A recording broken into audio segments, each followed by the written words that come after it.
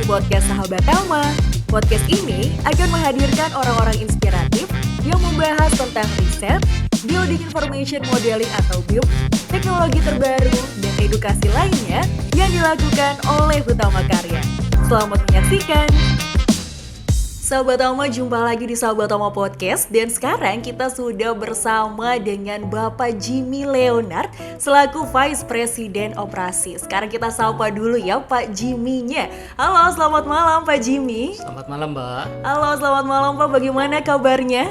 Alhamdulillah baik. Alhamdulillah baik ya. Sebuah poin penting kesehatan di masa pandemi seperti saat ini ya Pak ya. Iya Mbak. Oke, nah sekarang ya duduk di podcastnya Sahabat Tama nih Pak Jimmy. Sekarang kita mau ngomongin soal HK Toll Apps ya, atau aplikasi tol dari HK ya Pak ya. Oke, sudah siap Pak Jimmy? Siap. Siap. Nih sepertinya semangat banget nih Sahabat Tama ya. Jadi langsung aja kita tanya nih ya, sebenarnya apa sih yang melatar belakangi gitu ya Pak? Atau mungkin bisa diceritain sedikit kenapa HK mengembangkan sebuah teknologi ini, HK Toll Apps? Ya, terima kasih Mbak ya. Jadi memang Hackathon aplikasi ini merupakan suatu platform yang menghubungkan antara Hutama Karya dengan para pengguna jalan. Oke. Jadi harapan kami seperti tagline dari Hackathon apps ini yaitu sebagai teman dalam perjalanan ya. Oke. Jadi sebagai teman dari perjalanan. Jadi memang kita mencoba memberikan kanal komunikasi kepada pengguna jalan untuk peningkatan layanan maupun performa dari operasi jalan tol yang ada di Hutama Karya.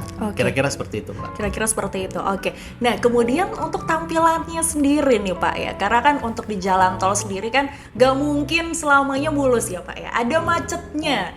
Bisa gak sih kelihatan macetnya ketika kita menggunakan HK Toll Apps? Memang konsepnya dari Hackathon App ini memang konsep pengembangannya kita buat dari berdasarkan kebutuhan pengguna jalan. Oke. Jadi memang basisnya dari kita melakukan benchmarking maupun survei keterkaitan apa sih yang dibutuhkan pengendara atau pengguna jalan sewaktu dia melintasi jalan tol tersebut. Oke. Makanya kalau Mbak lihat di situ ada beberapa fitur ya mungkin ya.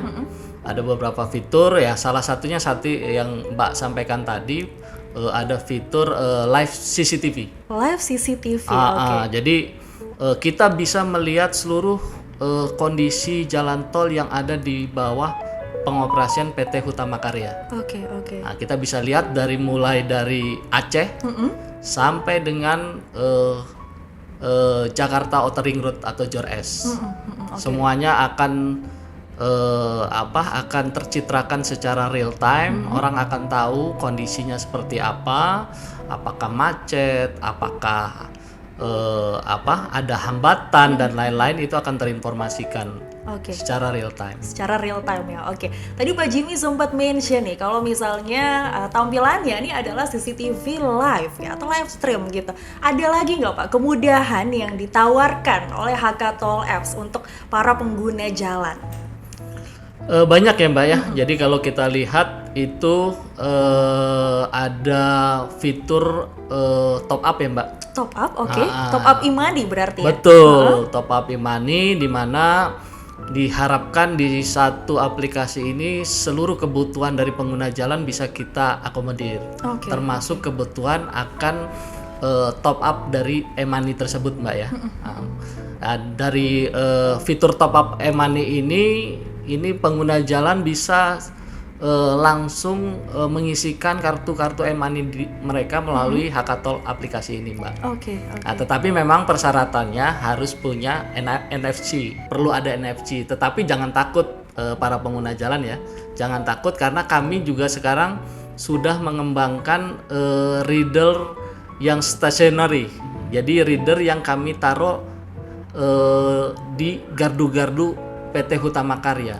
Sehingga bagi Anda yang tidak punya handphone yang high end, dengan fitur NFC, Anda bisa melakukan top up dengan update balance-nya. Update balance itu cukup dengan menempelkan pada reader-reader yang kami sediakan di gardu-gardu tol kami. Wow. Nah, jadi service kita selalu improvement dalam service ya. Jadi kita harapkan pengguna jalan tidak kesulitan lah dalam mengakses fasilitas-fasilitas yang ada di PT Hutama Karya. Kira-kira gitu.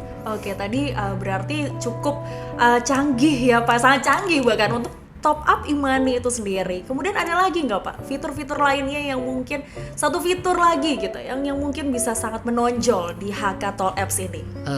Sebenarnya banyak banget ya Mbak ya. Kalau kita lihat fiturnya banyak banget. Yang seperti kita lihat bersama nih Mbak ya. Jadi ada tadi yang saya sampaikan fitur top up, terus ada info traffic Mbak. Jadi kalau Mbak lihat pada posisi yang warna kuning ya Mbak, pada yang warna kuning itu akan selalu menampilkan kondisi jalan secara real time. Secara real time. Jadi memang pada jalan kita memang baru mengembangkan ya. Ini baru terpasang, kita mengembangkan sensor yang disebut dengan RTMS atau microwave sensor. Jadi kita tanamkan sensor-sensor itu di ruas jalan, tapi ini baru kita uji coba di Jakarta Outer Ring Road seksi S. Jadi di seksi S itu kita sudah tanamkan sensor-sensor yang dimana dari sensor itu kita bisa melihat okupansi maupun kecepatan tempuh dari kendaraan. Kita bisa mengetahui. Nah, secara real time mesin to mesin mereka akan berkomunikasi dengan aplikasi yang sudah kita buat. Dari sensor itu akan kita citrakan. Kalau Mbak di jalan mungkin sering lihat ada billboard yang LED itu. Betul. Itu secara otomatis akan mencitrakan apa yang tertangkap di sensor. Misal sensor itu mengatakan dia padat, lancar, dan lain-lain. Itu kan informasi yang sangat berguna bagi pengguna jalan. Kan? Iya, betul. Dan ini selain akan tercitrakan di VMS atau Variable Message Sign, itu juga akan tercitrakan juga di HK Toll App secara real time itu tadi. Jadi orang tidak perlu buka macam-macam, tinggal baca yang kuning itu dia akan bisa melihat kondisinya. Seperti itu kira-kira. Kemudian ini kan tadi Pak Jimmy juga sempat mention kalau ini adalah aplikasi yang real time ya Pak ya. Pengguna bisa sangat-sangat melihat dengan clear, dengan jelas gitu jalanan di tol gitu.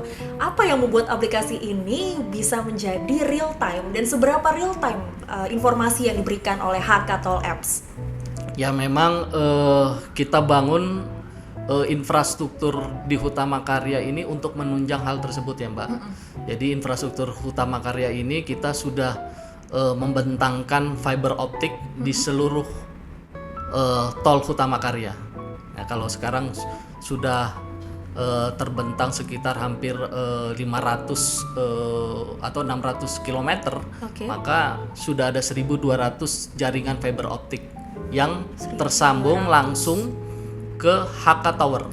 Nah, kalau Mbak ke lantai 10, di lantai 10 kita bisa lihat itu ada command center. Nah, disitulah pusat data maupun integrasi segala aplikasi yang kami kembangkan.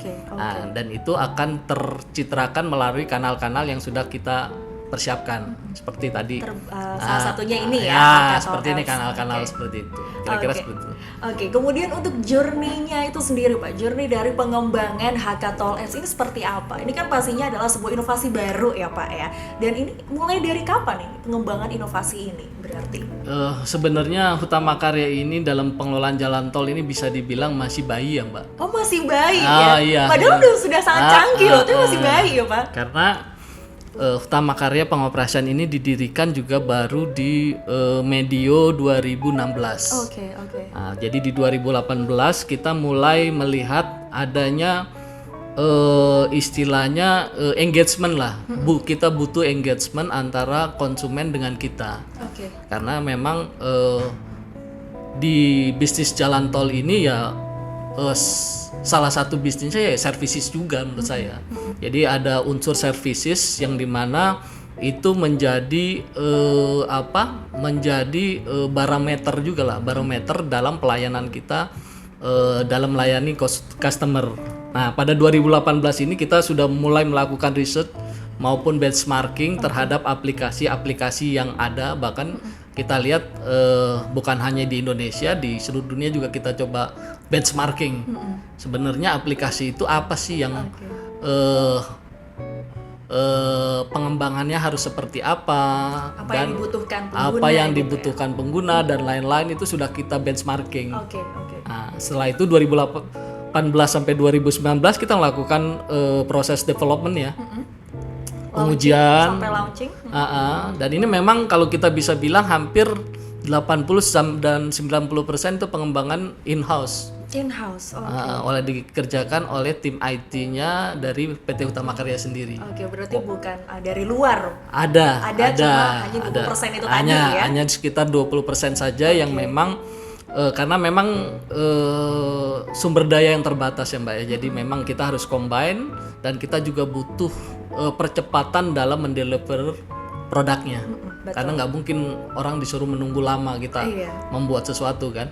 Apalagi ini adalah suatu aplikasi yang berguna ya untuk para pengguna jalan gitu. Betul, ya. Mbak. Jadi diharapkannya cepat selesai, cepat jadi ya Pak saat itu berarti. Oke. Ya karena kita sebagai pemain baru lah Pak ya. Sebagai pemain baru, kita harus istilahnya mensejajarkan diri dengan yang sudah ada kan gitu kan ya. Betul. Kira-kira seperti itu loh Mbak. Oke. Nah, kemudian dari 2019 beralih pada 2020 adalah peningkatan fitur tambahan. Berarti ada fitur tambahan yang baru ya, diupdate di tahun 2020. Hackathon Apps ini menurut saya ini aplikasi yang berkembang sesuai kebutuhan zaman. Oke. Sesuai kebutuhan zaman dan kebutuhan dari customer. Jadi dia bukan aplikasi yang sekali buat selesai. Oke, berarti terus terupdate gitu.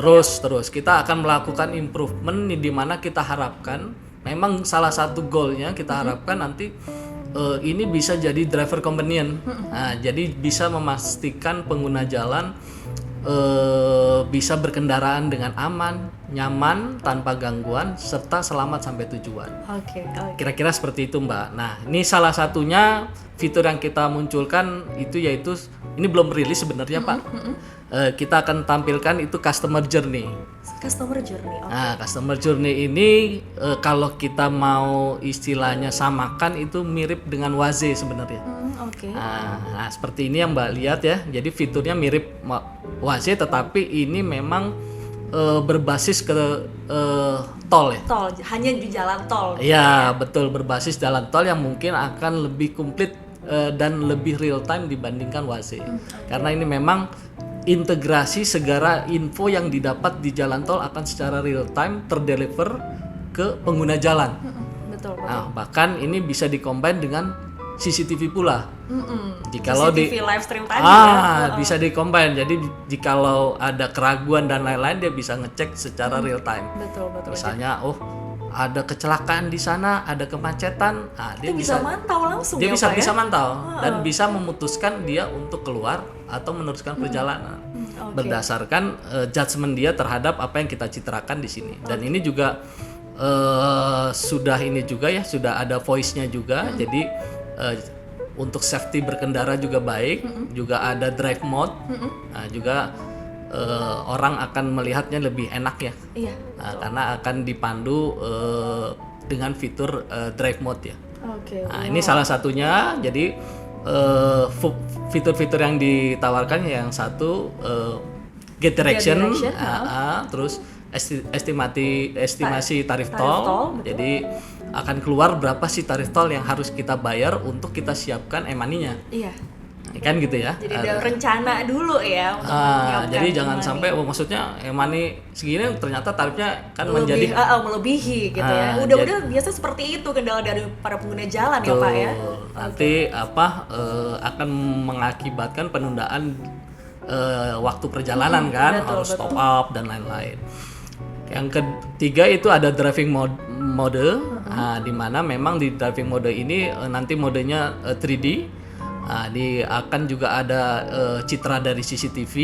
Di situ juga akan terlihat di mana rest area, di mana gerbang keluar, dan informasi kalau ada kecelakaan atau ada perbaikan jalan, dia akan di alert dari awal. Wodesta ini ada notifnya. Ada notifnya.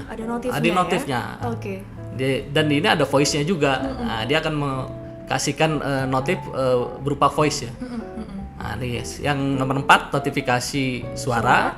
Terus informasi kondisi lalu lintas itu juga akan dicitrakan secara real time. Oke. Ini kan suatu aplikasi yang sangat canggih Pak Jimmy. Siapa orang-orang yang terlibat dalam pengembangan Hakatol Apps ini? Ya, yang pasti seluruh ini ya, seluruh yang ada di Utama Karya ya, mulai dari ini dia Dewan Direksi. Nah, terus ada kepala divisinya juga, terus ada saya di VP operasi, dan kami juga punya tim IT ya? internal lah. Oke, untuk pengembangan tadi aplikasinya itu betul. ya. Nah, memang membutuhkan IT pastinya ya Pak ya. Betul, dan juga yang saya bilang tadi ini memang ada keterlibatan eksternal tapi kecil sekali, hanya 15%. Itu di backend proses, karena itu juga integrasi antara sistem perbankan dengan sistem kita. Kita butuh orang karena agak lama kita kalau kembangkan. Terus ada juga layanan digital maps ya. Seperti itu Mbak. Oke, jadi memang banyak ya, cukup banyak yang terlibat ya, walaupun tadi memang hanya 15% untuk eksternal dan 85% untuk internalnya. Nah, kemudian ketika mengembangkan Hakatol Apps ini, pasti ada ya Pak Jimmy semacam kesulitan atau keunikan tersendiri mungkin yang ada di balik Hakatol Apps. Ini seperti apa Pak? Adakah kesulitan tersendiri yang Bapak rasakan atau keunikan justru? Kalau kesulitannya biasa ya dalam pekerjaan, menurut saya biasa lah. Ada kesulitan ya, tetapi ya biasanya keterkaitan waktu, timing. Jadi seperti memang deadline ya berarti. Betul, biasalah seperti waktu, deadline itulah yang kadang-kadang membuat kita ada pressure tertentu lah untuk kita cepat menyelesaikan. Tetapi sih alhamdulillah akibat sinergi semua pihak ya, alhamdulillah seperti yang kita bisa lihat sekarang, Hakatol App aplikasi bisa kita unduh ya, di Android maupun di Play Store. Oke. Nah, saya ada satu pertanyaan yang menurut saya penasaran banget, yang pasti sahabat Tama juga penasaran Pak Jimmy, tentang harga yang dibutuhkan ketika melakukan pengembangan Hakatol Apps. Apakah bisa dikatakan cukup fantastis Pak? Oh tidak. Oh tidak justru ya? Tidak, karena memang Utama Karya mendapatkan penugasan dari pemerintah untuk membangun jalan tol Trans Sumatera, yang dimana memang ini tantangannya justru di pembiayaannya. Nah, justru pembuatan aplikasi maupun pengeterapan beberapa teknologi itu didasari sebenarnya pada kebutuhan akan efisiensi waktu itu tadi atau? Waktu, terus biaya sama. Biaya dan lain-lain. Nah, Mbak bisa bayangkan jikalau kanal ini kita lakukan secara manual. Tentu kita butuh ada karyawan yang menghandle ini, menghandle itu dan lain-lain. Cukup ribet ya Pak? Cukup ribet, belum lagi kita membutuhkan segala sesuatu. Nah, ini memang kombinasi pengembangan antara internal dan eksternal inilah yang menjadi kunci biaya ini menjadi tidak terlalu besar. Ketika di-compare. Karena kalau kita serahkan semua ke orang, maka biayanya itu pasti akan mahal sekali. Tetapi begitu kita combine untuk hal-hal yang memang membutuhkan develop lama dan lain-lain, itu yang kita coba bersinergi lah dengan pihak-pihak lain. Tetapi majority itu pengembangannya ada di Utama Karya semua. Dan itu yang menjadi juga menurut saya keunggulan. Karena dengan pengembangan dilakukan di internal, maka istilahnya kita bisa membuat aplikasi itu menjadi akurat. Karena dari kita semua. Karena kita yang mengerti persis. Iya, betul. Kita yang mengerti persis apa yang kita mau, apa yang kita butuhkan. Sedangkan kalau awalnya memang pengembangan ini pernah kita lemparkan 100% keluar. Tetapi yang ada itu tadi nggak fit. Istilahnya nggak cocok. Tidak sesuai dengan objektif awal ya. Kayak kita beli baju tuh, kalau kita beli baju jadi kan terasa ada yang kurang. Iya, betul. Ada yang ininya kelebaran, kesempitan. Nah, begitu kita custom, tetapi dengan dengan sentuhan-sentuhan yang penting itu yang tetap kita pertahankan, yaitu tadi secara budget itu akan lebih visible, hasilnya pun akan memuaskan karena memang apa yang kita cita-citakan itu bisa kita selesaikan gitu. Oke. Jadi memang ini adalah suatu privilege bisa dibilang ya. Yeah. Untuk penggunaan dan pengembangan sendiri ada di internal HK. Nah, ini kan suatu aplikasi yang memang objektifnya ini untuk para pengguna jalan, Pak Jimmy. Kemudian ada tidak semacam kesan atau insight yang diberikan oleh masyarakat gitu. Misalnya ada kritikan mungkin atau ada justru saran yang akan membentuk HK Toll Apps ini menjadi lebih baik lagi. Ada hal-hal seperti itu? Banyak lah menurut saya Mbak ya. Okay. Jadi memang aplikasi ini ya kesempurnaan itu dibentuk yang memang dari feedback dari yang menggunakan. Jadi kita sangat terbuka lah akan feedback yang disampaikan dan kita bentuk dari apresiasi kita terhadap feedback yang diberikan itu ya kita melakukan development maupun pengembangan terhadap keluhan-keluhan yang ada. Oke. Kira-kira seperti itu, Mbak. Oke, ada dan pastinya digunakan untuk kedepannya yang lebih baik ya Pak Jimmy ya. Nah, kemudian ada nggak pengembangan terbaru yang mungkin sekarang lagi direncanakan oleh HK yang nantinya ini bisa menjadi fitur-fitur tambahan untuk HK Toll Apps? Banyak ya Mbak ya. Banyak okay. sekali Mbak ya. Jadi memang ini dia belum mencapai titik ultimate-nya. Oke, ini di titik apa nih berarti nih Pak Jimmy? Kalau diumpamakan? Ya kalau saya bisa bilang ya nanti aplikasi ini harus bisa seperti tagline-nya, jadi driver companion. Jadi menjadi teman atau co-driver lah. Co-driver dari para pengguna jalan sehingga tujuan utamanya itu yaitu tadi berpergian secara aman, nyaman, dan selamat. Nah itu mungkin nanti tema-tema yang akan kita buatkan itu lebih ke arah sana, kira-kira gitu Mbak. Wow, ini adalah terakhir Pak Jimmy ya, ini adalah pemenang Pria 2021 BUMN PT Utama Karya subkategori aplikasi Gold Winner. Ini apa nih Pak? Ini adalah suatu awards ya yang diberikan untuk HK terkait HK Toll Apps ini. Iya. Wow, ini award seperti apa Pak? Mungkin bisa dijelaskan sedikit? Ya, jadi ini mungkin awards yang diadakan oleh Pria ya. Jadi Public Relation Indonesian Award tahun 2021, di mana ini banyak kategori sih sebenarnya yang diperlombakan mungkin ya. Nah, ini kita untuk HK Toll Apps sendiri kita mendapat pemenang ya. Gold winner. Betul, untuk kategori aplikasi, Pak. Oke. Nah, kira-kira ini kita harapkan ini dapat memacu kami lagi untuk memberikan yang lebih lagi lah. Yang lebih baik ya lebih pastinya baik untuk lagi. masyarakat. Nah, kira-kira seperti itu. Wow, terima kasih Pak Jimmy sudah datang di podcast Sahabat Tama ya, bercerita tentang HK Toll Apps. Siap, terima kasih Mbak. Siap, terima kasih. Terima kasih kembali Pak Jimmy, dan pastinya untuk para pengguna Sahabat Tama nih bisa langsung mendownload ya di Google Play Store ya Pak ya. Nah Sahabat Tama juga terima kasih telah menyaksikan Sahabat Tama Podcast bersama dengan Pak Jimmy Leonard ngebahas tentang HK Toll Apps, dan pastiin Sahabat Tama untuk terus menyaksikan podcast Sahabat Tama di YouTube-nya Sahabat Tama. Sampai jumpa lagi.